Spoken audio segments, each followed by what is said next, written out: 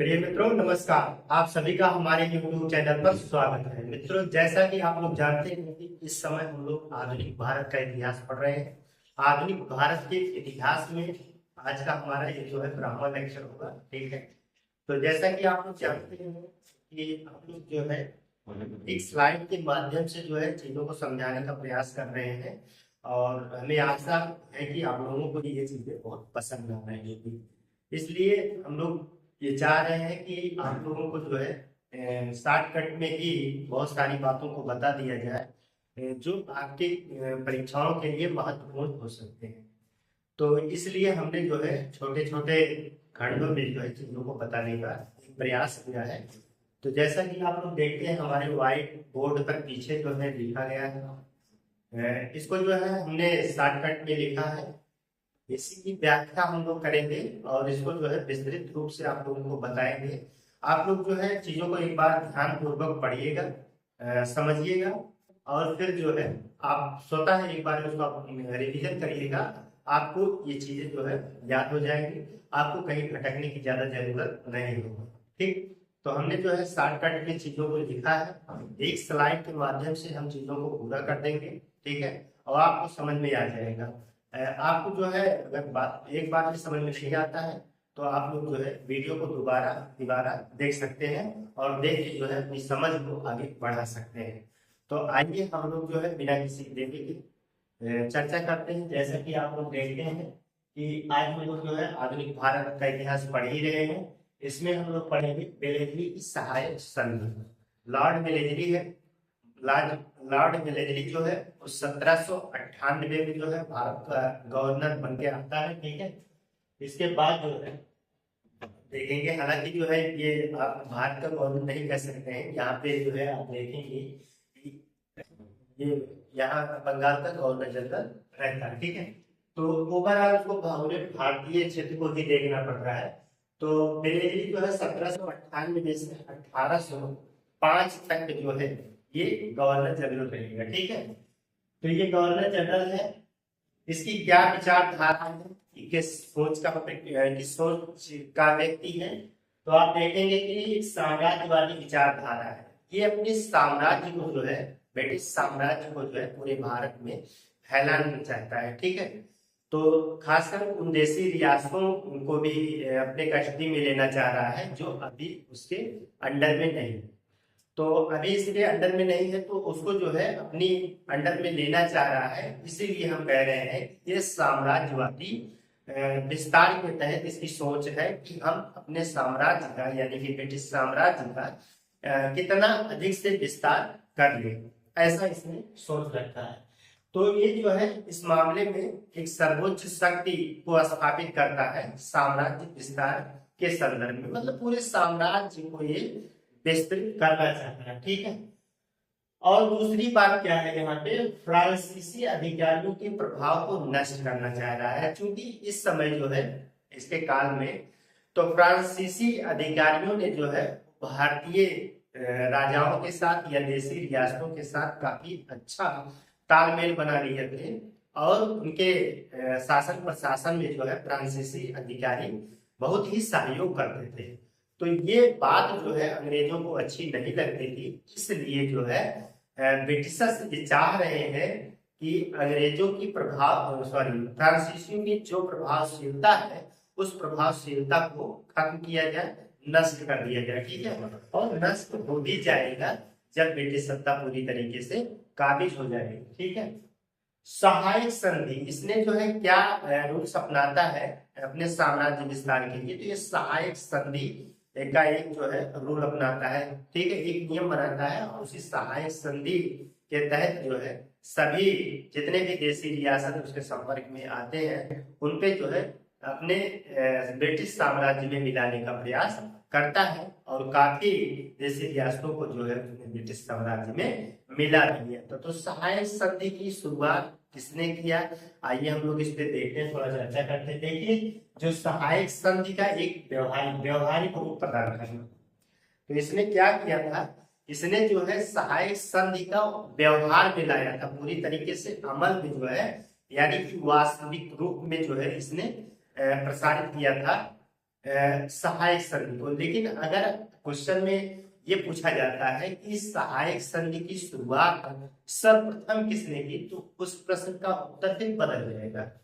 प्रश्न का उत्तर क्या होगा, तो वहां पे आप देखेंगे डुप्ले ने। कभी प्रश्न में अगर आपसे पूछा जाता है कि सहायक संधि की शुरुआत करने वाला कौन व्यक्ति है, तो आप कहिएगा डुप्ले है। ठीक है, ये फ्रांसीसी गवर्नर रहता है, तो इसने ही जो है भारत में सर्वप्रथम जो है सहायक संधि की शुरुआत करता है। ठीक है, तो अगर प्रथम सहायक संधि का उदाहरण देखा जाए, वैसे तो 1765 में जो है अवध के साथ हो जाता है।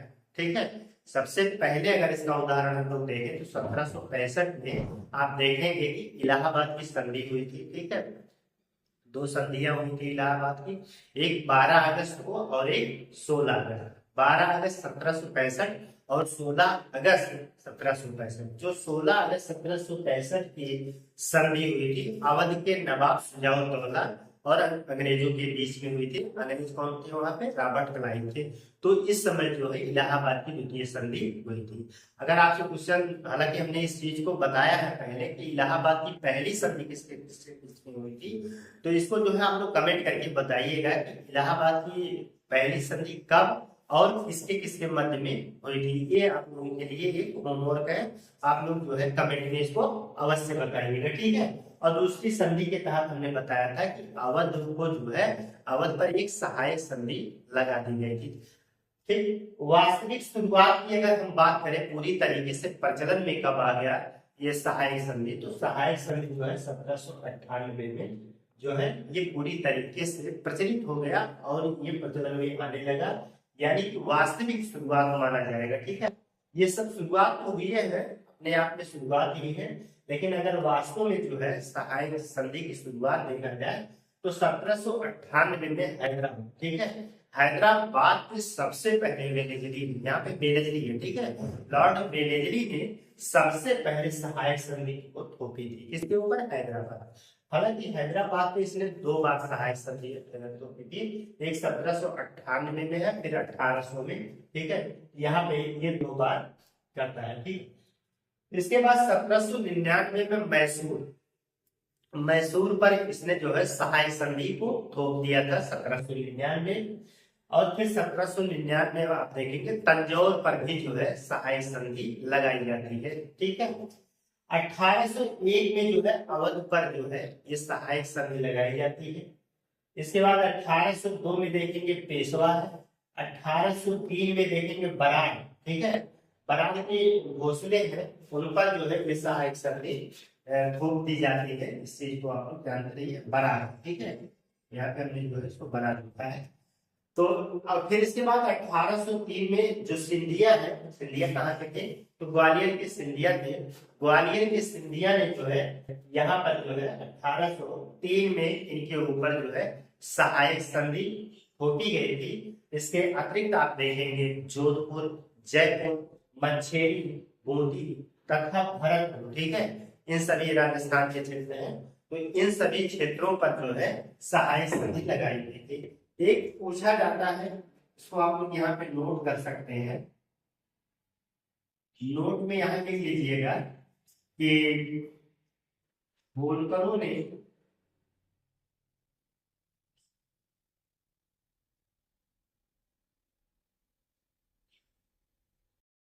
सहायक संधि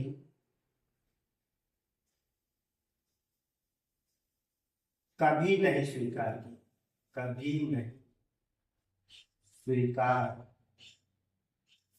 की।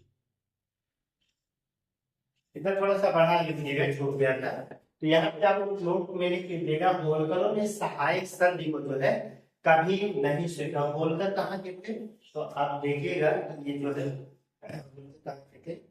इंदौर के होलकर थे। ठीक है, मध्य प्रदेश में आप देखेंगे इंदौर है, इंदौर में जो है वहीं के होलकर थे, इंदौर के होलकर हुआ करते थे, ग्वालियर के सिंधिया हो चुके थे और नागपुर के भोसले हुआ करते थे। ठीक है, ये सभी मराठा साम्राज्य के अंतर्गत आते थे।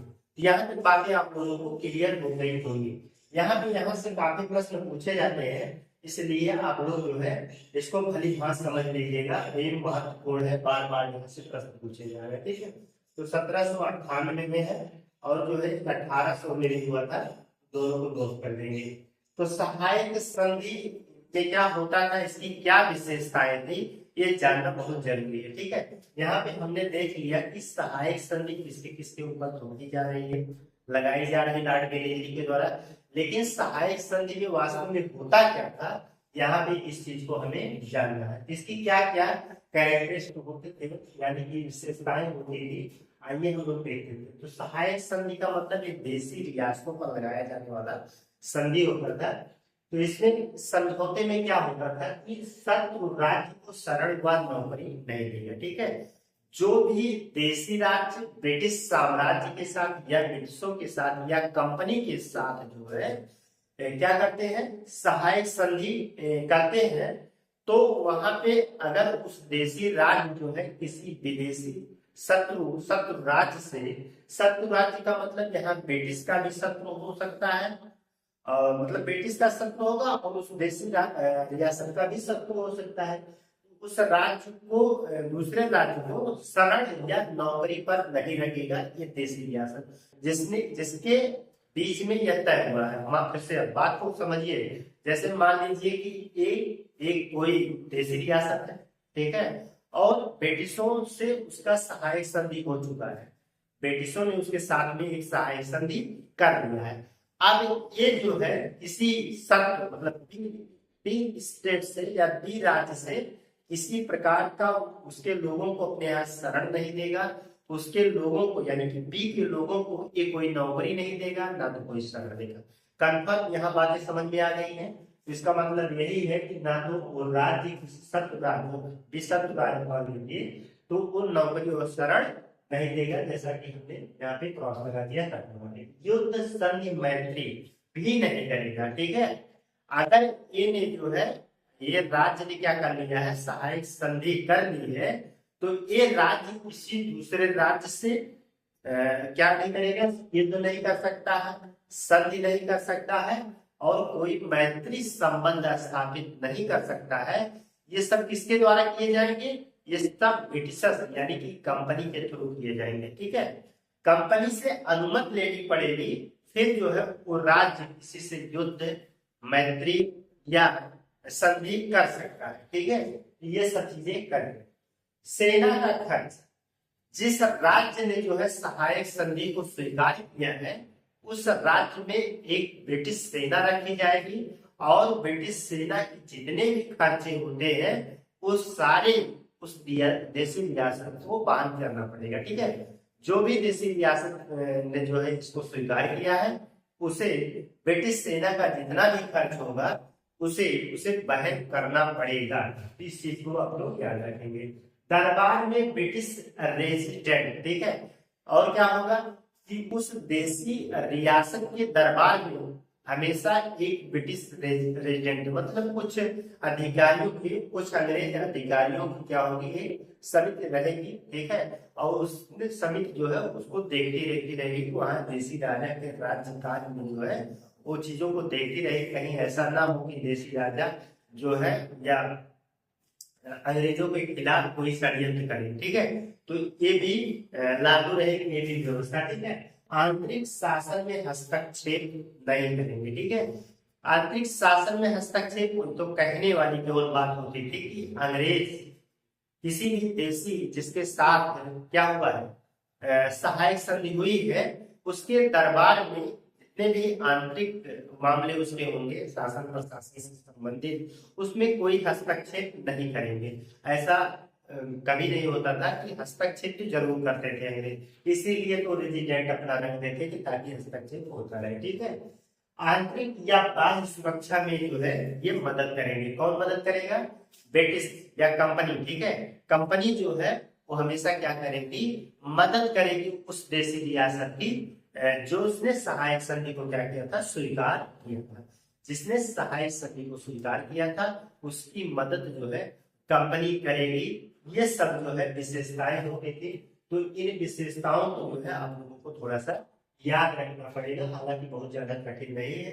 चीजें बहुत सरल है, बहुत सहज है, बस आपको एक दो बार जहाँ पढ़ेंगे चीजें समझ में आ जाएंगी। ठीक है, तो एक बार मैं पुनः इसको रिवीजन करवा देता हूँ। देसी रियासत शब्द का बच्चों के साथ कोई शहर या उसको नौकरी नहीं रखेगा, युद्ध शल्य मैत्री नहीं करेगा, सेना का खर्च देसी रियासत को वहन करना पड़ेगा, दरबार में ब्रिटिश रेजिडेंट रखना पड़ेगा, आंतरिक शासन में हस्तक्षेप ब्रिटिश नहीं करेंगे, ऐसा भरोसा क्यों दिलाते थे। ठीक है, और आंतरिक या बाह्य सुरक्षा से संबंधित मामलों में ब्रिटिश हमेशा उस देसी रियासत की मदद करेंगे। चीजें आप लोगों को यहाँ तक समझ में आ गई होंगी। फिर इसके बाद कंपनी को इससे क्या लाभ होता है, यानी कि यहाँ पे हम जो है कंपनी के लाभ को अगर देखें तो कंपनी को क्या लाभ होगा, क्या क्या लाभ हुआ, तो सारे लाभ तो कंपनी को ही होने वाले हैं। फ्रांसीसी प्रभाव समाप्त हो गया, जैसा कि आप लोगों ने देखा कि फ्रांसीसियों का जो प्रभाव देशी रियासतों में था, देशी राजाओं में था, वो क्या हो गया है, समाप्त हो गया है।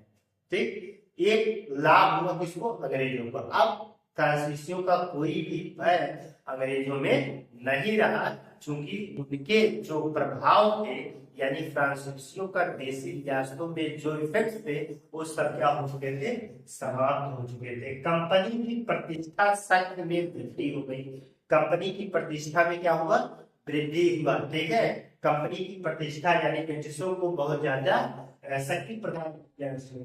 भारतीय खर्चे पर विशाल सेना, देशी रियासत जिसने क्या किया था, जिसने जो है सहायक संधि को स्वीकार किया था, उस देशी रियासत को एक बहुत विशाल सेना रखनी पड़ती थी, उसी के खर्चे पर जो है सेना वहां रहती थी, और उस सेना किसके नेतृत्व में चलती थी, ब्रिटिशर्स के नेतृत्व में या कंपनी के नेतृत्व में चलती थी। तो बहुत बड़ी सेना का खर्च भी वहन करना पड़ता था किसको, देशी रियासतों को। ठीक है, भारतीय संघ ना बना पाना। ठीक है, इससे क्या होगा कि जब भी देशी रियासत जो है एक धीरे धीरे जो है वो ब्रिटिशों के अधीन में आ जाएगी, तो जाहिर सी बात है किसी भी संघ का निर्माण नहीं कर सकते हैं जो अंग्रेजों के खिलाफ जाए। ठीक है, यानी कि अंग्रेजों या ब्रिटिशों के खिलाफ जो है जाने वाले किसी भी संघ का निर्माण ये लोग नहीं कर सकते हैं। इस चीज को आप लोग समझिए। सामरिक महत्व के स्थानों पर नियंत्रण, जितने भी महत्वपूर्ण सामरिक स्थान होते थे, ठीक है, उन सभी स्थानों पर जो है कंपनी का क्या हो जाएगा, नियंत्रण हो जाएगा। ठीक है, आपसी विवाद मध्यस्थता, कोई भी विवाद का मैटर अगर होता था तो उसमें जो है ब्रिटिशर्स मध्यस्थता की भूमिका निभाते थे, उनके मध्यस्थता के बगैर विवाद को सुलझाना मुश्किल हो जाता था, इसलिए जो हमेशा उसकी पूछताछ होती रहती थी। ठीक है, इसलिए इनका कद क्या हो गया था, बढ़ गया था सहायक संधि के द्वारा। अब इसमें देशी रियासतों को क्या प्रभाव पड़ा, यानी कि देशी रियासतों का क्या होगा, तो देशी रियासतों में आप देख सकते हैं कि शासक जो भी राजा होगा, जो भी शासक होगा, जाहिर सी बात है कि उसके सारे अधिकार किसके पास है, तो भाई कंपनी के पास है। तो उसके पास क्या है, वो तो समझ लीजिएगा कि एक तरीके से अब काट का उल्लू हो गया है, नाम मात्र का शासक रह गया। ठीक है, अब उसके पास तो शासन की बागडोर है लेकिन नहीं है, बस वही बात है। ठीक है, राज्य दिवालिया हो गए, अंग्रेजों ने इसके तहत जो है लूट खसोट भी खूब किया। ठीक है, बहुत बड़ी बड़ी सेनाएं रखते थे और सेनाओं के खर्च बहुत ज्यादा होते थे, तो इससे क्या हो गया, उनपे ज्यादा वित्तीय भार आ गया। इस वजह से क्या हुए, देशी रियासत दिवालिया हो जाते थे, अर्थव्यवस्था पूरी तरीके से इन देशी रियासतों क्या हो गई, चरमरा गई, मतलब खत्म हो गई। ठीक है, पूरी तरीके से इनकी अर्थव्यवस्था जो है चौपट हो गई देशी रियासतों की, देशी राजाओं की।